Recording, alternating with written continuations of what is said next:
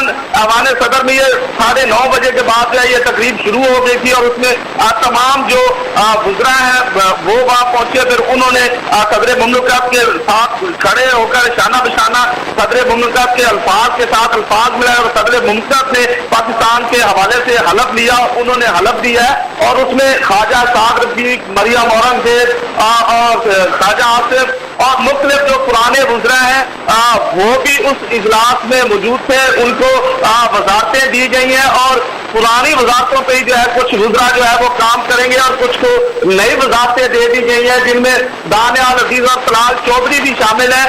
उनको भी वफाकी काबीना में शामिल कर लिया गया है, वो भी आज वहां पहुंचे थे। और अब 48 रुकनी काबीना ने जो है शाहिद खकान अब्बासी जो है उनके सरबराह हैं, वजीर आजम हैं और उनके साथ उन्होंने हलफ उठाया है वहां पे। और वहां पे शाहिद खकान अब्बासी भी मौजूद थे, सदर मुमलिकत सदर ममनून हुसैन भी मौजूद थे, उसके अलावा तमाम वफाकी काबीना के जो लोग हैं वो मौजूद थे। उसके अलावा दूसरी जो क़यादत है वो भी वहां पे मौजूद थी इस तकरीब में और उनसे हलफ लिया गया। और अब उस हलफ में उन्होंने पासदारी का जो है वो मुकम्मल तौर पर कहा है और इंशाल्लाह मुल्की सालबियत के लिए उनका कहना है कि हम किसी भी तरह से जो है किसी भी कुर्बानी से दरेज नहीं करेंगे। पाकिस्तान की बेहतरी के लिए, पाकिस्तान की तरक्की के लिए, पाकिस्तान की सालमियत के लिए, पाकिस्तान के बेहतरी के लिए हर तरह से जो है अपनी खिदमत सर अंजाम देंगे। और आज जो है वो हलफ उठा लिया गया है।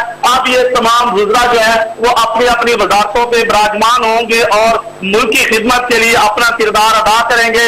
नए वुज़रा भी और पुराने वुज़रा भी अपना अपना किरदार जो है वो पाकिस्तान के लिए बेहतर से बेहतर तरीके से अदा करने की कोशिश करेंगे। जी फिर बताइएगा कि वहां पर सब लोग मौजूद थे, लाइक सरदार यूसुफ, तारिक फजल चौधरी, अब्दुल रहमान खान, जो परवेज मलक भी मौजूद थे वहां पे, जबकि इनके साथ साथ ख्वाजा आसिफ, दानियाल अजीज, तलाल चौधरी भी मौजूद थे। लेकिन चौधरी निसार का जिक्र नहीं आया कहीं। क्या ये वही इख्तिलाफात की बात तो नहीं कि नून लीग के साथ उनके जो इख्तिलाफात